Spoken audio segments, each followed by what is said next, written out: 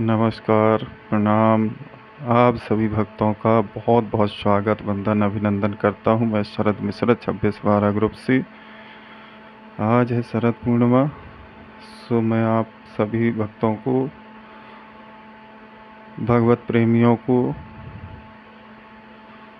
शरद पूर्णिमा व्रत कथा सुनाना चाहता हूँ, और जिससे कि आप सभी लोग श्रवण करें और माता लक्ष्मी और प्रभु श्रीमन नारायण का आशीर्वाद प्राप्त करें। मैं यही प्रार्थना करूंगा भगवान से कि आपके घर में धन धान्य सुख समृद्धि से परिपूर्ण रखें। और जो भी मेरी इस वीडियो को देखें तो लाइव शेयर कमेंट ज़रूर करें। जहाँ कहीं कोई त्रुटि रह गई हो तो आगे सुधार करने की कोशिश करेंगे। सो भक्तों, व्रत कथा आरंभ करते हैं। तो हिंदू पंचांग के अनुसार हर साल आश्विन मास यानी कि क्वार महीने की पूर्णिमा तिथि को शरद पूर्णिमा का व्रत रखा जाता है। इस वर्ष शरद पूर्णिमा जो है 6 अक्टूबर 2025 दिन सोमवार को मनाई जाएगी। सनातन धर्म में इस दिन का विशेष महत्व होता है। धार्मिक मान्यता है कि इसी दिन माँ लक्ष्मी का प्राकट्य हुआ था। ऐसा कहा जाता है कि इस रात चंद्रमा अपनी 16 कलाओं से पूर्ण होते हैं और उनकी किरणों में अमृत बरसता है। शरद पूर्णिमा के दिन माता लक्ष्मी, भगवान विष्णु व चंद्रदेव की पूजा का विधान है। इस दिन चांदनी और खीर का प्रसाद दोनों ही समृद्धि और सौभाग्य के प्रतीक हैं। शरद पूर्णिमा की रात घर घर खीर बनाई जाती है। हर घर में खीर बनाई जाती है और रात्रि में जो है उस खीर को चांदनी में बाहर छत पर या छज्जे पर कहीं पर भी रख दिया जाता है और छलनी से ढक दिया जाता है, जिससे उसमें कीट पतंगे न पड़े। तो शरद पूर्णिमा की रात घर घर खीर बनाई जाती है और चंद्रमा को अर्पित की जाती है। लेकिन क्या आप जानते हैं कि इस दिन खीर का प्रसाद इतना खास क्यों होता है? तो आइए हम आपको बताते हैं। शरद पूर्णिमा की रात चांदनी रात के रूप में जानी जाती है। मान्यता है कि इस दिन माँ लक्ष्मी और भगवान विष्णु की पूजा करने से घर में धन और सौभाग्य का आगमन होता है। पौराणिक मान्यता के अनुसार समुद्र मंथन के दौरान इसी दिन माँ लक्ष्मी प्रकट हुई थी, इसलिए इस दिन को लक्ष्मी प्रकटोत्सव के रूप में भी मनाया जाता है। शरद पूर्णिमा के दिन रात में खुले आसमान के नीचे दूध और चावल से बनी खीर को चांद की रोशनी में रखा जाता है। ऐसा करने से खीर में चंद्रमा की शीतलता और अमृतत्व समा जाता है। सुबह इस खीर को भगवान को भोग लगा करके प्रसाद के रूप में ग्रहण किया जाता है। मान्यता है कि इस प्रसाद से सारे रोग दूर हो जाते हैं और मन को शांति मिलती है। शरद पूर्णिमा की रात्रि खीर का प्रसाद बनाना अत्यंत शुभ माना जाता है।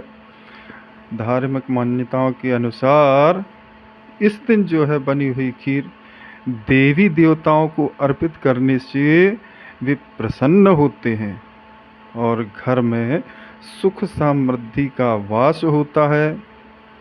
और स्कंद पुराण में भी इसका उल्लेख है कि शरद पूर्णिमा पर खीर बनाकर के चंद्रमा की रोशनी में रखने से उसका सेवन अमृत के समान फलदायी होता है। खीर को पवित्रता, समृद्धि और सौभाग्य का प्रतीक माना गया है। इसके साथ ही खीर में इस्तेमाल होने वाले दूध, चावल, चीनी जीवन में शांति, पोषक और मिठास के प्रतीक माने जाते हैं।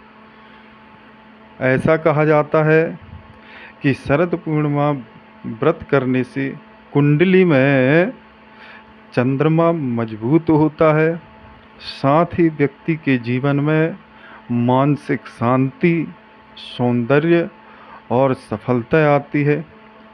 यह भी कहा जाता है कि जो लोग इस दिन व्रत रखते हैं और चंद्रमा की पूजा करते हैं, उन्हें धन, स्वास्थ्य और पारिवारिक सुख की प्राप्ति होती है।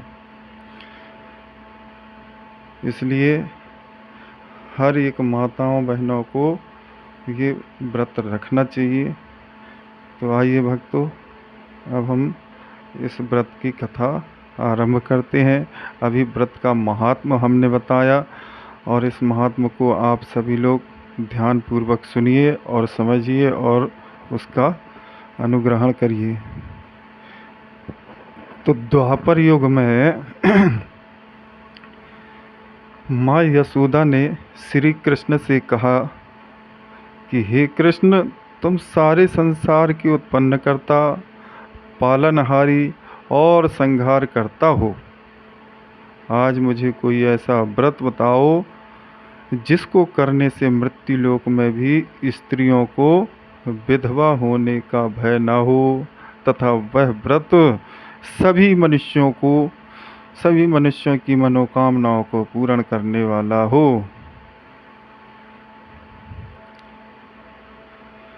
तब भगवान श्री कृष्ण कहते हैं कि हे माता, आपने अति सुंदर प्रश्न किया है। मैं आपको ऐसा ही एक व्रत बतलाता हूँ, उसके बारे में आप विस्तार पूर्वक मुझसे ध्यान से सुनिए। सौभाग्य की प्राप्ति के लिए स्त्रियों को 32 पूरनमासी के व्रत करना चाहिए। इस व्रत को करने से स्त्रियों को सौभाग्य की प्राप्ति होती है। यह व्रत अत्यंत सौभाग्य देने वाला होता है और भगवान शिव के प्रति भक्ति को बढ़ाने वाला होता है।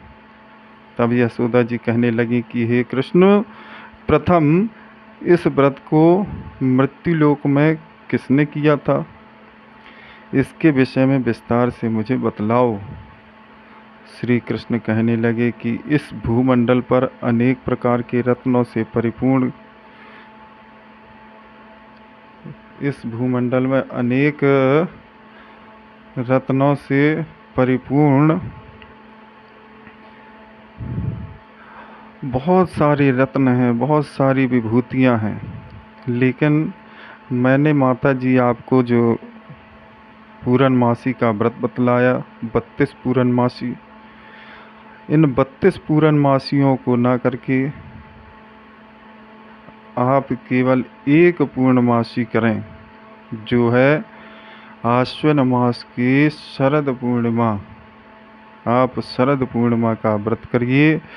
वो सभी पूर्णमासी 32 जो सभी 32 पूर्णमासी हैं, उन सभी 32 पूर्णमासी के व्रतों में के बराबर ये एक शरद पूर्णिमा का व्रत है।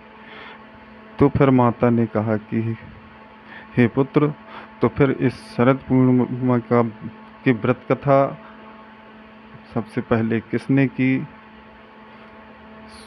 और कैसे की, उसका विधि विधान सब कुछ मुझे बतलाओ। तो भगवान ने कहा कि माता, विधि विधान तो मैं बतलाता हूँ, लेकिन आप पहले कथा सुनिए। प्राचीन समय में किसी नगर में एक साहूकार रहता था और उस साहूकार की 2 बेटियां थीं, जिनकी धर्म कर्म में काफ़ी रुचि थी।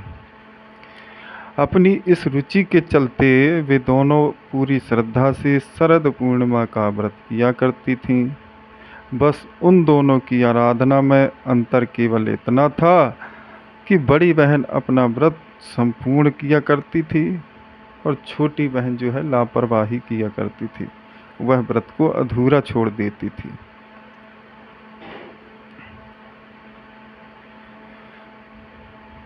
इस प्रकार कई वर्ष बीत जाते हैं और वर्ष बीतते बीतते दोनों बहनों का विवाह का समय आ जाता है तो साहूकार उन दोनों को उचित वर दे करके और विवाह संपन्न करा देते हैं।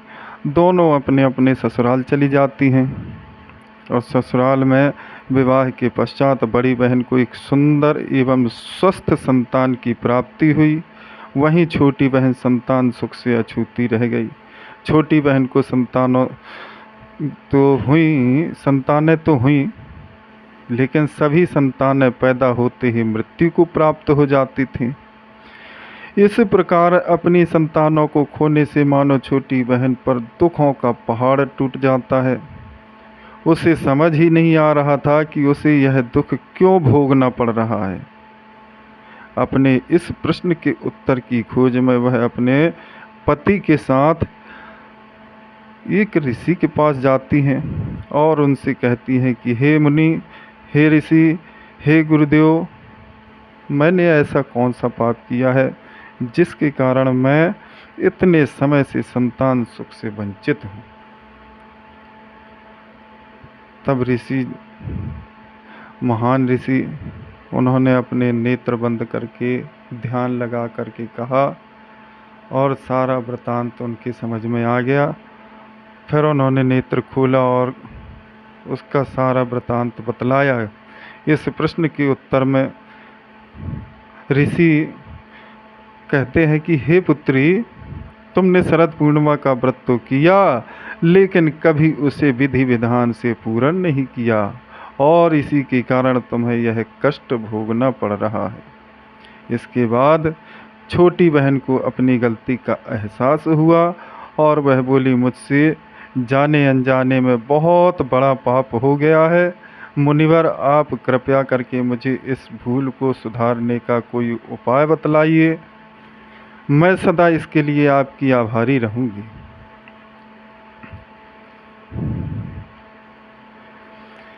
मैं सदा इसके लिए आपके आभारी रहूंगी।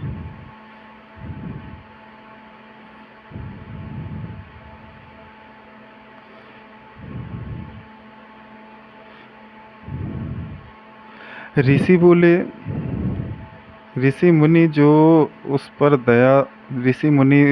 थे उनको उस कन्या के ऊपर, उस छोटी बेटी के ऊपर दया आ जाती है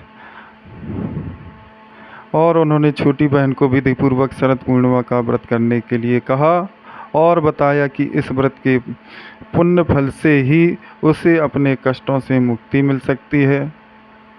छोटी बहन ने आखिरकार शरद पूर्णिमा का व्रत विधि विधान से पूर्ण किया और परिणाम स्वरूप उसे एक पुत्र रत्न की प्राप्ति भी हुई। लेकिन भाग्य का खेल देखिए कि यह संतान भी ज़्यादा दिनों तक जीवित नहीं रह पाई। अपनी इस संतान को भी मृत देखकर के छोटी बहन के पांव तले जमीन खिसक गई। लेकिन इस बार उसे लगा कि शायद से उसकी बड़ी बहन का पुण्य फल उसके पुत्र के प्राण वापस लौटा दे, और ऐसा सोच करके उसने अपनी संतान को एक पटरे पर चादर से ढक करके रख दिया और अपनी बड़ी बहन को घर पर बुला लिया। जब उसकी बहन घर पर आती है, जब उसकी बड़ी बहन घर पर आती है तो उसने अपनी दीदी से बोला कि आप इस पटरे पर बैठ जाओ। जैसे ही बड़ी बहन बैठने लगी, उसके पल्लू ने उस शिशु को स्पर्श किया और वह शिशु जो मृत पड़ा था उसी पटरे पर हाथ पैर हिलाते हुए और रोने लगता है। उस नन्हे शिशु को रोता हुआ देख करके बड़ी बहन बड़ा क्रोधित हो जाती है और कहती है कि तुम यह मुझसे कैसा पाप करवाने जा रही थी? अगर इस बच्चे को कुछ हो जाता तो मुझे कितना बड़ा पाप लगता। ऐसा तुमने क्यों किया बहन? क्यों मुझसे इतना बड़ा पाप कराना चाहती थी? बोलो, यह सुनकर के छोटी बहन बोली, अरे दीदी, यह तो पहले से ही मृत था। यह तो आपके भाग्य से, आपके पुण्य प्रभाव से पुनः जीवित हुआ है। आपका बहुत बहुत धन्यवाद दीदी। आपने हमेशा शरद पूर्णिमा का व्रत विधि पूर्वक किया है, और यह उसका ही पुण्य फल है कि आपके पल्लू के स्पर्श मात्र से मेरी संतान जीवित हो गई। इस प्रकार छोटी बहन की संतान को नया जीवन दान मिला। और जब यह खबर नगर के राजा को मिली तो उसने पूरे नगर में ढिंढोरा पिटवा दिया और सबको इस पावन व्रत को करने की सलाह दी। तब से लोगों की श्रद्धा का तब से लोगों की श्रद्धा इस व्रत में निहित है, और सभी भक्त बड़े भाग्य को जागृत करने के लिए, अपने भाग्य को जागृत करने के लिए यह व्रत पूरी श्रद्धा पूर्वक रखते हैं, मनाते हैं शरद पूर्णिमा का व्रत। और सभी भक्तों से हम कहना चाहते हैं कि मेरा नाम शरद मिश्रा, और इसी शरद पूर्णिमा को मेरा जन्म हुआ था। सो मेरे मम्मी पापा जी, मेरे माता पिता श्री, इसीलिए मेरा नाम शरद रखे थे।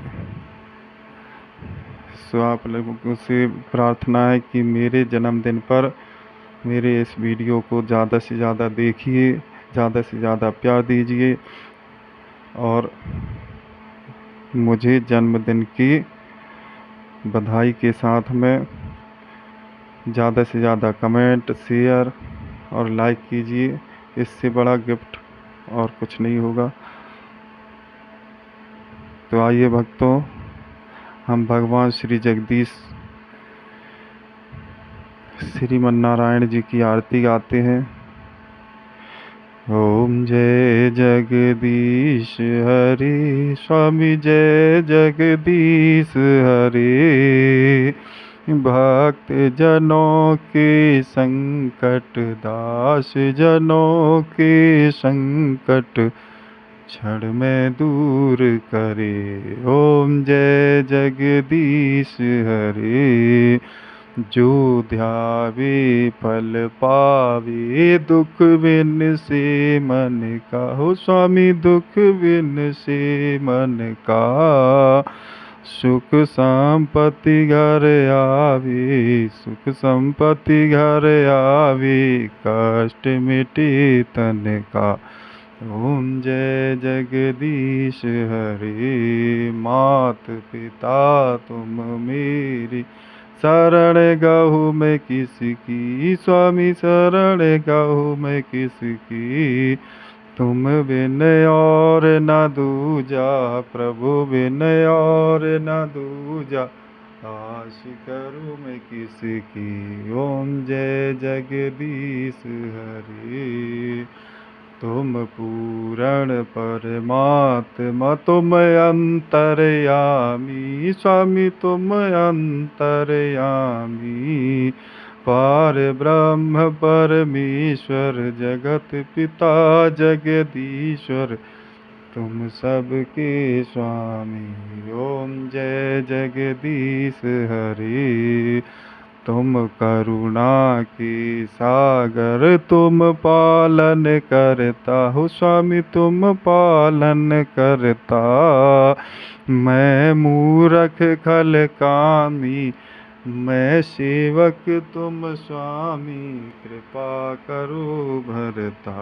ओम जय जगदीश हरे। तुम हो एक अगोचर, सबके प्राणपति हो। स्वामी सबके प्राणपति, किस विधि मिलो दया में, किस विधि मिलो दया में, तुमसे मैं कुमति। ओम जय जगदीश हरे। दीन बंधु दुख हरता, तुम रक्षक मेरे हो। स्वामी तुम रक्षक मेरे, करुणा हस्त उठाओ अपनी, शरण लगाओ द्वार बड़ा तेरे। ओम जय जगदीश हरे। विषय विकार मिटाओ पाप हरो देवा। स्वामी पाप हरो देवा।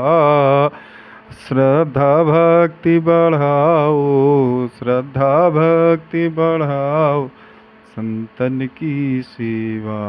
ओम जय जगदीश हरे। तन मन धन सब कुछ है तेरा स्वामी, सब कुछ है तेरा। तेरा तुझको अर्पण, तेरा तुझको अर्पण, क्या लागे मेरा। ओम जय जगदीश हरे। ओम जय जगदीश हरे। स्वामी जय जगदीश हरे। भक्त जनों के संकट, दास जनों के संकट क्षण में दूर करे। ओम जय जगदीश हरे। श्री जगदीश जी की आरती जो कोई जन गावे, स्वामी जो कोई नर गावे। कहत शिवानंद स्वामी, जपत हरि हर स्वामी, सुख संपत्ति पावे। ओम जय जगदीश हरि। बोलो श्री सत्यनारायण भगवान की जय। लक्ष्मी माता की जय। कर्पूर गौरम करुणावतारम संसार सारम भुजगेन्द्रहारम सदा वसंतम हृदयारविंदे भवम भवानी सहितं नमामि। मंदारमाला कुलतालिकाये कृपालमाला कितशेखराय दिव्यांबराय च दिगंबराय नमः शिवाय। ओम नमः शिवाय। त्वमेव माता च पिता त्वमेव, त्वमेव बन्धुश्च सखा त्वमेव, त्वमेव विद्या द्रविणं त्वमेव, त्वमेव सर्वं मम देव देवो, त्वमेव सर्वं मम देव देवो। गुरुर्ब्रह्मा गुरुर्विष्णु गुरुर्देवो महेश्वरः, गुरुर्साक्षात् परं ब्रह्म तस्मै श्री गुरुवे नमः। तस्मै श्री गुरुवे नमः। आवाहनं न जानामि न जानामि विसर्जनं पूजां चैव न जानामि क्षम्यतां परमेश्वरं।